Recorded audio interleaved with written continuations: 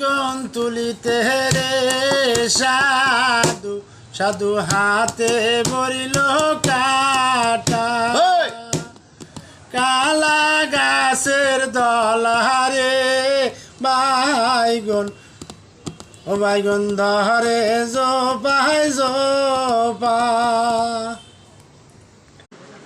দাঁড়িয়েপুরে আসি আমি মূলত কন্টেন্ট করার জন্য, কিন্তু আজকে আসছি আমি শুধু চা খাওয়ানোর জন্য। যদি আপনারা বলেন যে চা খাওয়ানোর জন্য আবার দাঁড়িয়েপুরে কেন, এই যে দাঁড়িয়েপুরে আসি যে আমি চাটা খাবো, চাটা কার হাতের বানানো সেটা জানেন? সেটা হচ্ছে আমাদের শিবু ভাই হাট দাঁড়িয়েপুর হাটি, পুরাতন গরুহাটি সংলগ্ন যে টি স্টলটা, এখানে মানে ওনার হাতে মনে জাদু আছে।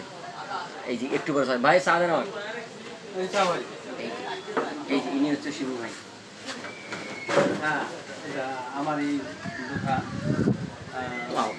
ভাই চা খেতে আসে, আমার হাতে বলে খুব সুস্বাদু চা হয়, তারপরে ভাই চা খেতে আসে। মানে না খাইলে আপনারা বুঝবেন না ভাই চা কেমন লাগবে, কি বলবো আর, মানে অসাধারণ। আপনার হাতে জাদু আছে তো, বুঝছেন? শিবু ভাই যে চা কি দিয়ে তৈরি করে জানি না, আমার জানা মতে দুধ চিনি পাতি এগুলি দিয়ে তৈরি করে, এত সুস্বাদু, এত ভালো লাগে, খুব ভালো লাগে। ঠিকানাটা হচ্ছে পুরাতন গরুহাটি হাট দাঁড়িয়েপুর,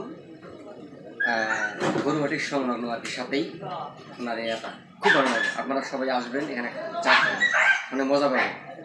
গন তুলিতে রে সাধু সাধু হাতে বরিল কাটা কালা গাছের দলহারে বাইগন ও বাইগন ধরে জোপায় জোপা।